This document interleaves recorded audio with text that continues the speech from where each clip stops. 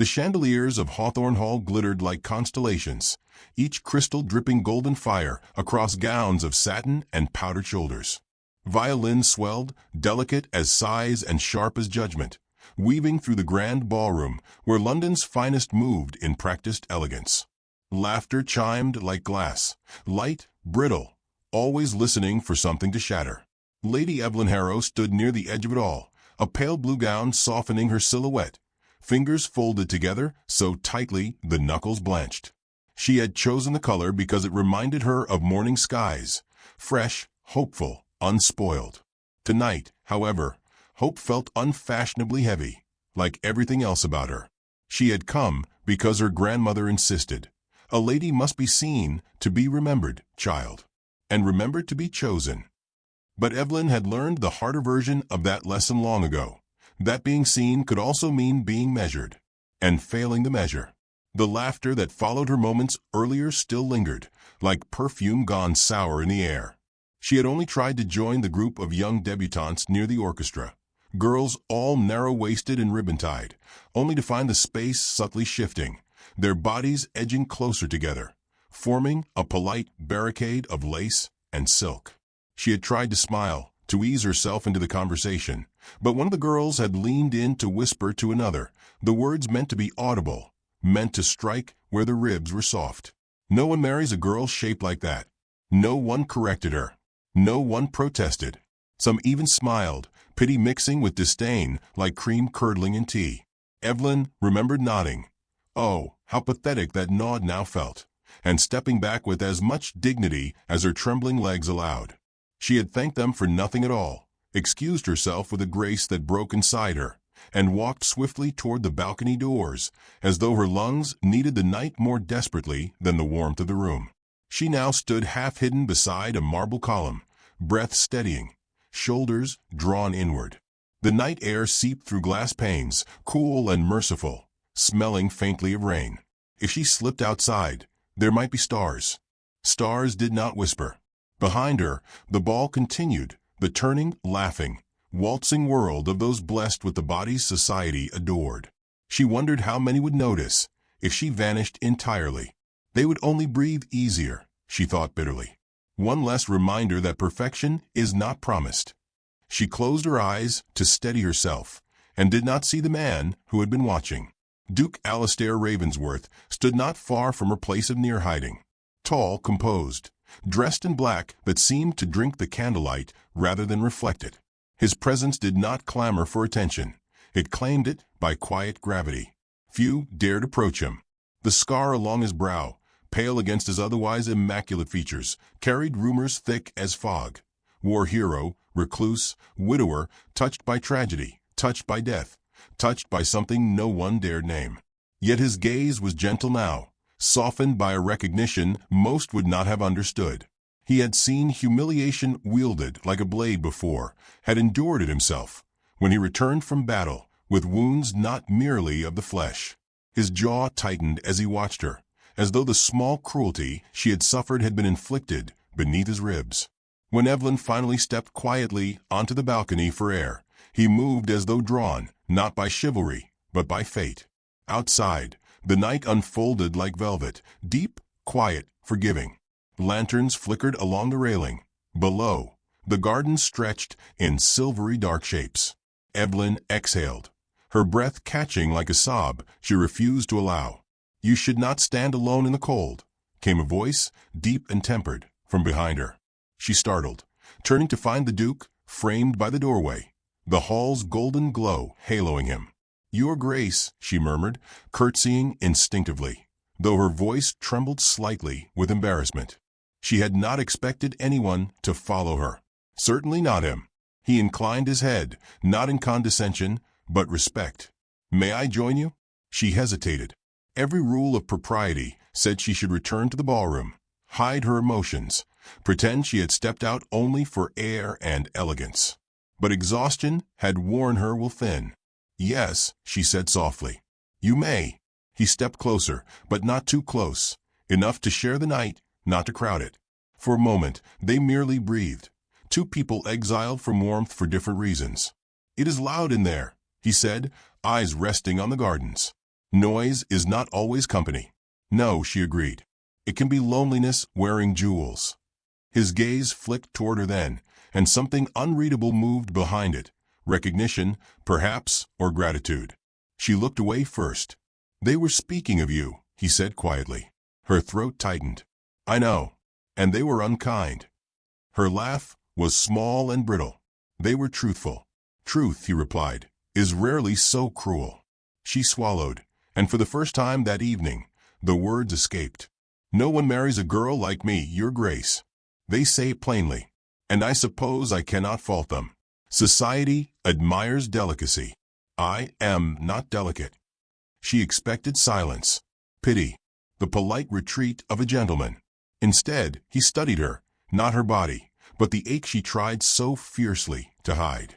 I have ridden into battle beside men who looked like marble statues, he murmured, and I have seen them break from the weight of a truth they refused to bear. Strength is not in the shape of the form, Lady Evelyn. It is in the endurance of the spirit. Her breath hitched, because he meant it, because he saw her. She shook her head weakly. You are kind, but kindness is not.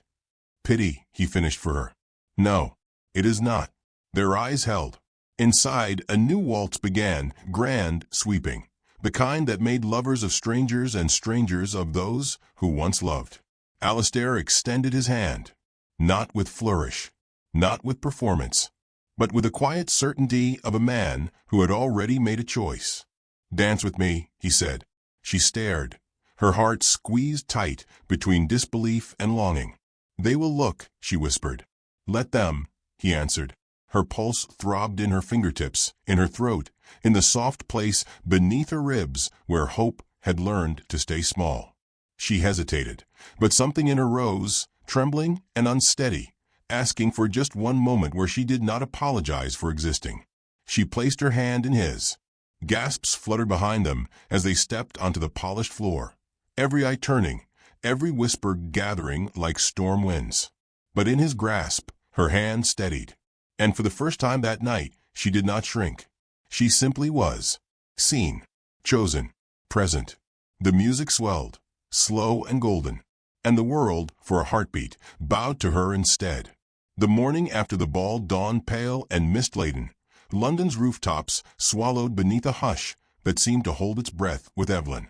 She remained in her room longer than customary, hands resting upon the windowsill, watching the city stir awake.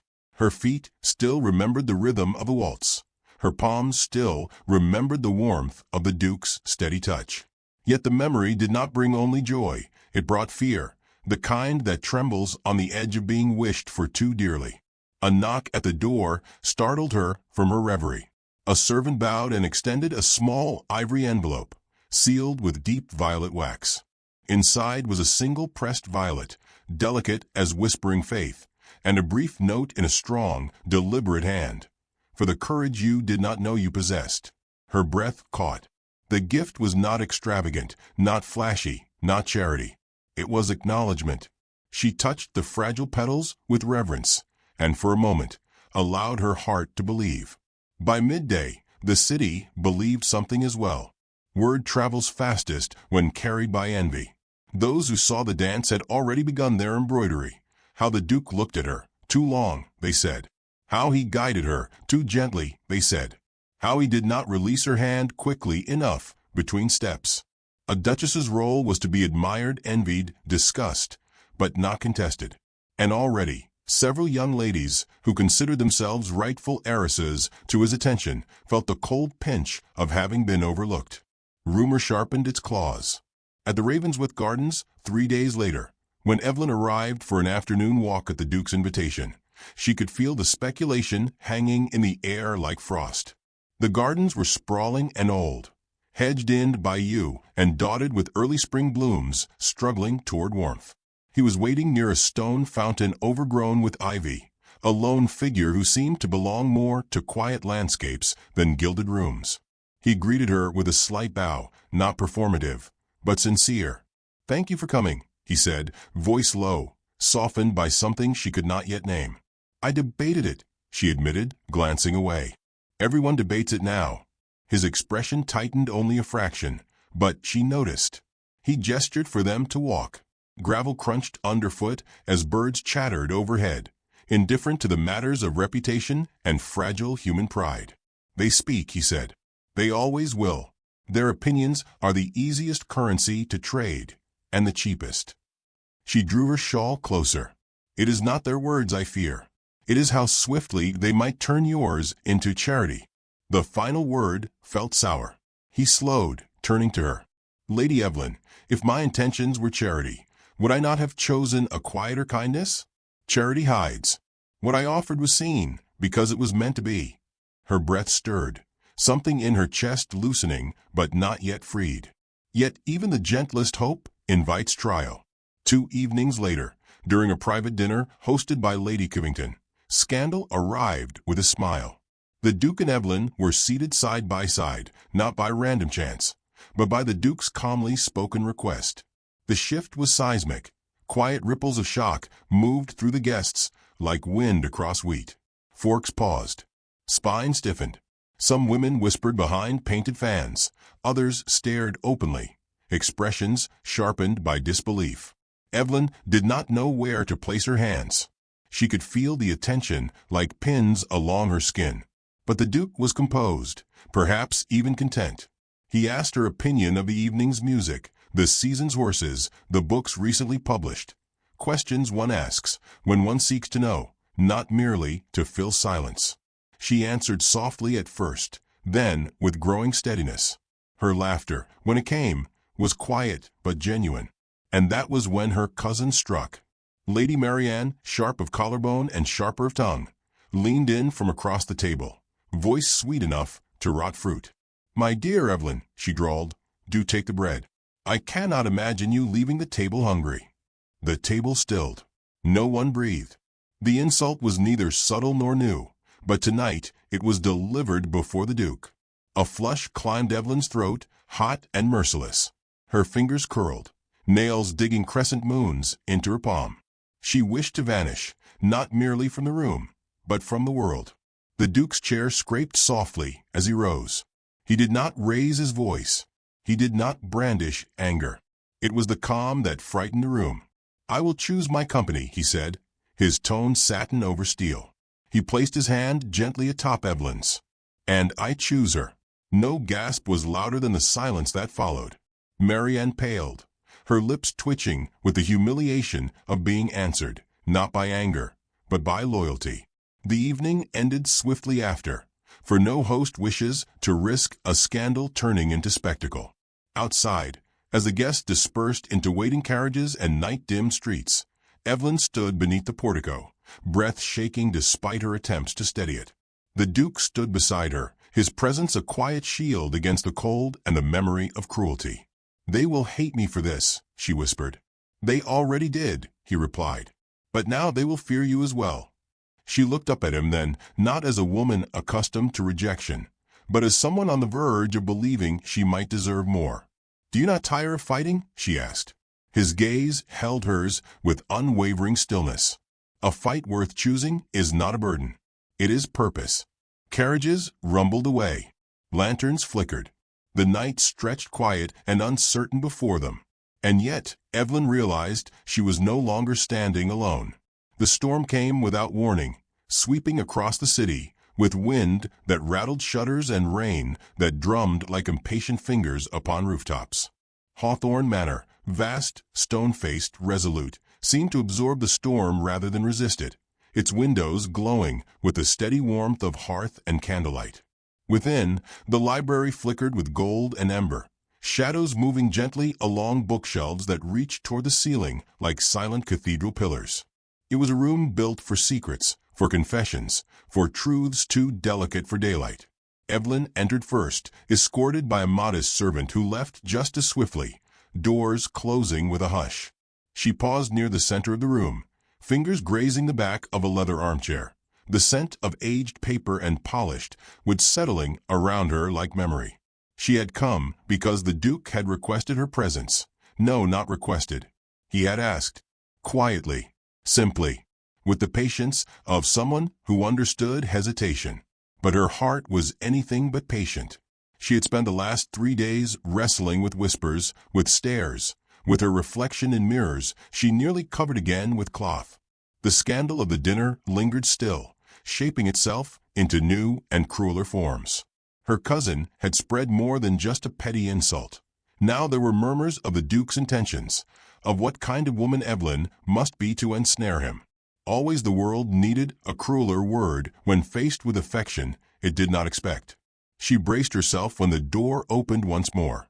Alistair entered with the storm at his back, his coat dampened by rain, his hair slightly disheveled, though his composure remained intact. He removed his gloves one finger at a time, each movement measured, deliberate, as though the storm had not touched him at all, as though it had knelt at his feet and passed around him. "You came," he said softly. "I did," she answered, though the words felt fragile, uncertain. He took a few steps into the room, stopping at a respectful distance. He did not demand closeness. He allowed it to be chosen. The silence between them stirred, alive, expectant. "What they said at the dinner," Evelyn began, her voice faltering. "I know you spoke to defend me. I know it must have cost you something." Alistair's expression did not shift, not with pride, not with regret, only steadiness. There was no cost. "I acted as any man of honor should." Her laugh came thin, brittle. "There is always a cost in society. You know that better than I." His gaze flickered, just once, like candlelight troubled by wind. She swallowed. "I must ask you plainly. Why me? Why offer attention to someone who has been made a spectacle?" The question trembled in the air. Alistair's jaw tightened, not in anger, but in memory. He moved to the hearth, resting one hand upon the mantel, as if steadying something unseen. "When I returned from a war, I did not return whole." He spoke calmly, without melodrama. "The world I came back to was not the world I left. I bore scars, this one," he touched the pale mark on his brow, "and others unseen. And I found that society is not patient with the wounded. It does not admire what it cannot display." Evelyn listened, eyes softening, breath slowing. "I was called broken," he continued, voice low. "Not to my face, of course. No one would dare. But I heard. I always heard." His gaze lifted to hers. "You think you know humiliation, Lady Evelyn. I assure you I do as well." Something inside her shifted, unexpected and sharp. He crossed the room again, not too quickly, not too boldly. He stopped before her, leaving only a breath's distance. "You think I noticed you because you were overlooked by them," he said. "But I noticed you because you endure, because you hold yourself with dignity in rooms that were not built to welcome you." Her breath trembled. "I do not always feel dignified." "No one who truly is, does," he replied simply. Their eyes held, not as strangers bound by curiosity, but as two people who recognize the same wound in different shapes. Evelyn's voice was a whisper, barely formed. "I fear that you will one day regret choosing to stand beside me." His hand lifted, slowly, giving her time to retreat if she wished. When she did not, he let his fingertips brush her cheek, featherlight, reverent. "I fear," he murmured, "that you will never believe yourself worthy of being chosen." Her heart cracked, not in pain, but in the terrible, overwhelming ache of being seen. She stepped closer, not enough to erase distance, but enough to acknowledge it mattered. "I have lived so long fearing that my presence inconveniences the world around me," she confessed. "Every whisper, every laugh, every sideways glance tells me I am wrong for the shape I inhabit, and I do not know how to make peace with that." He exhaled, slow, steady. "The fault is not yours. It is the world's, for deciding that beauty is narrow, and love is narrower still." The firelight flickered, painting gold across their faces. Something pulled them closer, not impulse, but gravity. Her voice was barely breath. "I do not want to be someone you protect from cruelty. I want to be someone you choose." "I already have," he answered. The space between them vanished, like a held breath released. Their foreheads touched, not a kiss, not yet, but something just as intimate, a promise unspoken. Then 3 knocks at the door. They startled apart. The sound was urgent. A servant entered, eyes lowered. "Your Grace, There is a matter which requires your immediate attention. It concerns the tenants at Ravensworth Farm." Duty pulled him back to the world beyond the firelit hush. He turned to Evelyn, and the reluctance in his parting was unmistakable. "I must go. But this," he gestured to the space between them, to the confession still warm in the air, "is not finished." She nodded, though her heart tightened.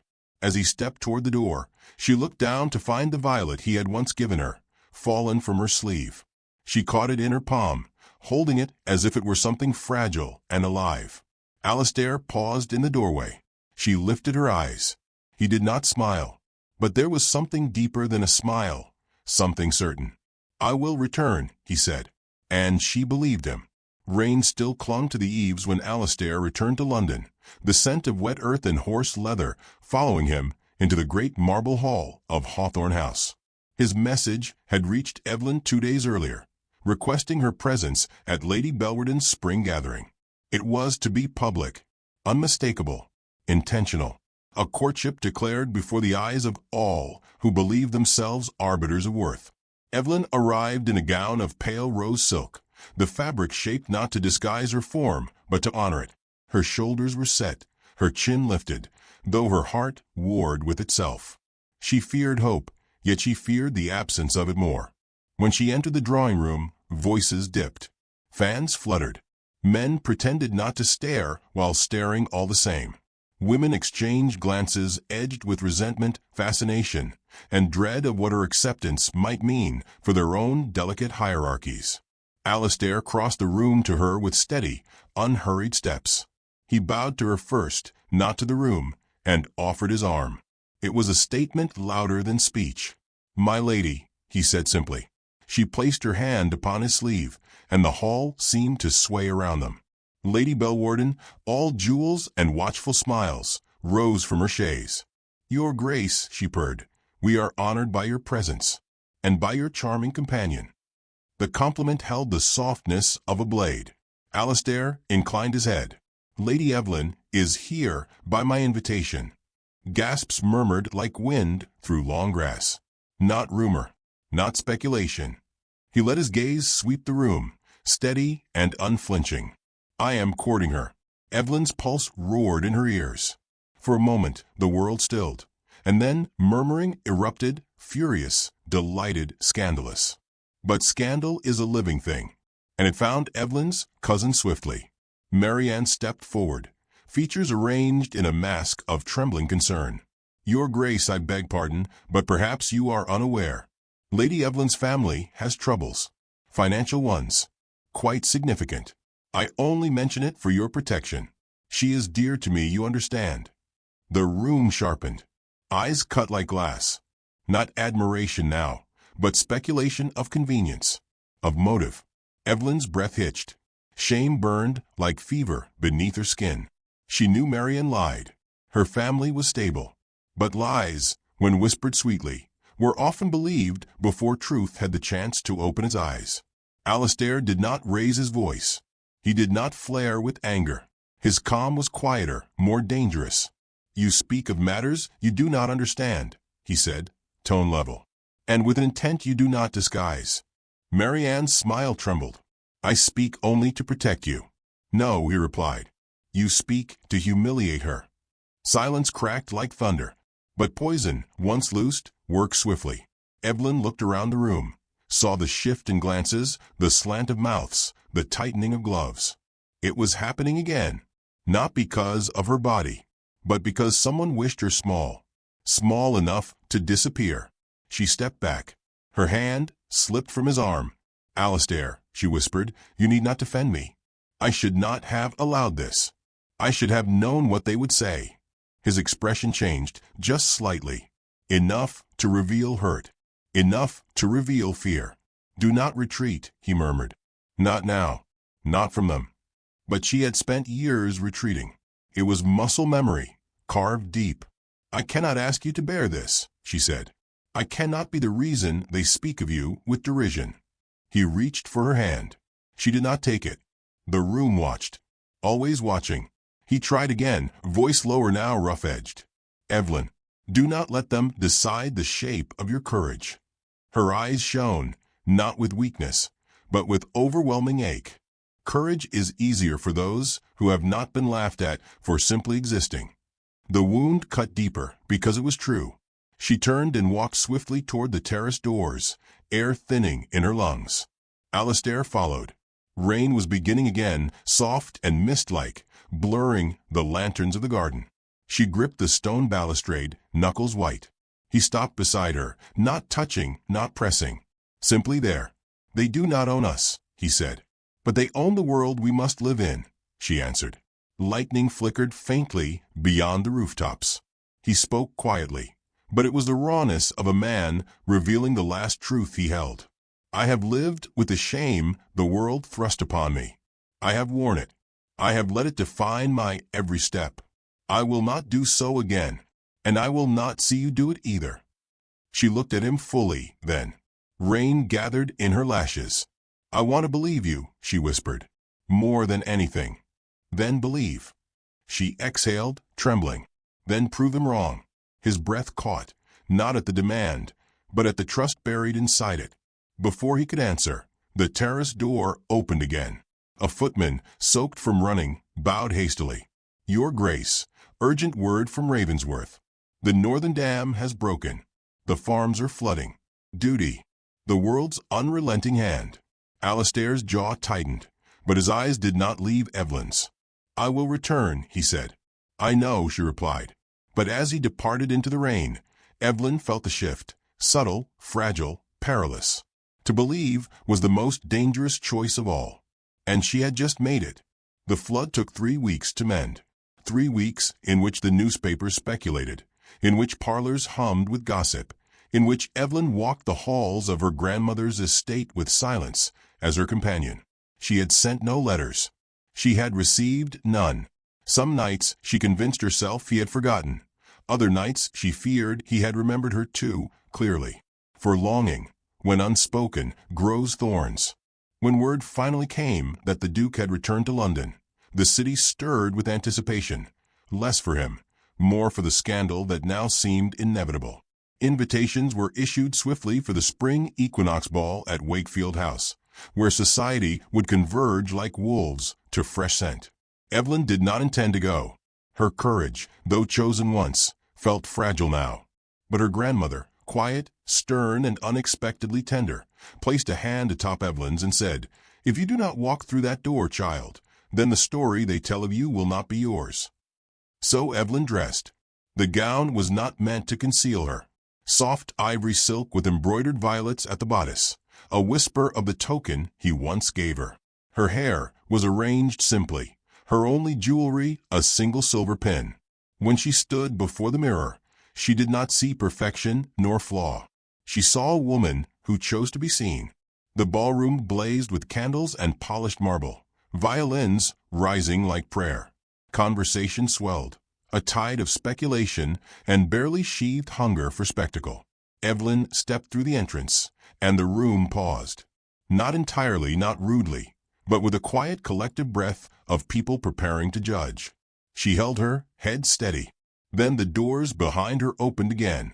Alistair entered with the storm still in his posture, eyes darker, shoulders broader with exhaustion earned rather than adorned. The flood had weathered him, but it had not broken him. When he saw her, something unguarded passed across his face, not triumph, not possession, but relief so profound it softened every hard line of him. He crossed to her. No hesitation, no measured courtly pace. The crowd parted instinctively. Evelyn spoke first, voice steady though her fingers trembled at her sides. "You returned," she said. "I told you I would," he answered. She wanted to step toward him. Instead, she held still. "There are rumors," she said quietly, "that I manipulated you, that you pursued me from loneliness, that we are each other's convenience." His jaw tightened, but not with anger, with resolve. "Let us end the rumors," he replied. He turned, facing the ballroom. The musicians faltered. The crowd drew close, hungry and breathless. Alistair's voice carried, clear and unshaken. "You have spoken of her body as though it were a fault. You have spoken of her worth as though it were currency. You have measured her by standards that change with fashion and vanity. His gaze swept across gowns and polished smiles like a blade. But I tell you this, strength is not always slender. Grace is not always quiet. And beauty is not always small enough to fit inside the narrow cage of your approval. Whispers rippled, sharp as flint. He turned back to Evelyn. And then, in full view of London's finest, he knelt. Not in proposal, yet, but in declaration. Gasps rose, sharp and startled. Evelyn's breath caught as though the world had dropped away. "I do not kneel because I am conquered," he said softly, only for her now. "I kneel because I choose you, and I will do so before every gaze that ever tried to diminish you." The room trembled around them.